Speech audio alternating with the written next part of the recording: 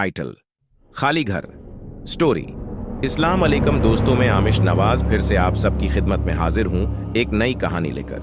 ये तब की बात है जब मैं बहुत छोटा था, करीब 8 या 9 साल का, और इस वक्त हम इसंसूल जो कर इंडिया का एक शहर है, तो मेरी फैमिली कराया में रहा करती थी। हम जिस घर में रहते थे उस घर में एक अमरूद का पेड़ हुआ करता था, और चूंकि हमारे वालिद मोहतरम काफ़ी सख्त मिजाज के थे, इसलिए हम अक्सर उनसे छिपकर अमरूद तोड़ते थे।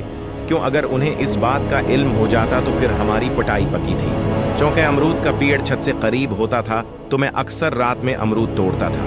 एक बार की बात है, लाइट चली गई तो मैंने सोचा कि अच्छा मौका है अमरूद पर हाथ साफ किया जाए। मगर मैं जैसे ही पेड़ के करीब पहुंचा, मुझे कोई सफ़ेद लिबास पहनने कोई अमरूद के डाली जोर जोर से हिला रहा है, जैसे नीचे कोई अमरूद गिरने का मुंतजर हूँ। अमूमन मैं डरने वालों में से नहीं हूँ, इसलिए मैं चुपचाप नीचे चले आया। नीचे आने के बाद रात भर में मुझे बुखार हो गया, और हर रोज ख्वाब में एक आदमी मुझे अमरूद की टोकरी दे रहा होता। मैंने किसी से जिक्र नहीं किया। बुखार कभी रहता कभी चला जाता। आप लोगों को एक बात बता दूं, हमारे वालिद मोहतरम आमिल है, हमारे घर में बेशुमार किताबें हैं उन चीज़ों को लेकर।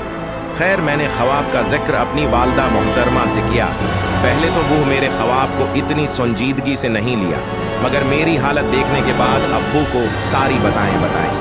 अब्बू कुछ पढ़कर दम किया और फिर जमरात को एक नवी वलियो रंग का धागा मंगवाया और मेरा सर से लेकर पैर तक नाप लिया, और पता नहीं कितनी बार उसका था बनाया। फिर उस पर कोई दुआ पढ़ें, और फिर मुझे हाथ में उस धागे को रखने का हुक्म दिया, वो भी हाथ बंद करके। फिर मेरा दोबारा नाप लिया तो धागा छोटा होगा। अब्बू ने गुस्से में पूछे तो मैंने डर कर अमरूद वाली बात बता दी। अब्बू बैना कुछ बोले। एक हफ्ते के बाद घर खाली कर दिए और हम लोग नए घर में आ गए, और उसके बाद जीत ने भी घर किराए पर लिए। इसमें कभी पेड़ देखना नसीब ना हुआ, तो हजरात बताएं अब्बू ने ऐसा क्यों किया होगा, और घर खाली होने के बाद मुझे फिर कभी वैसा ख्वाब नहीं आया।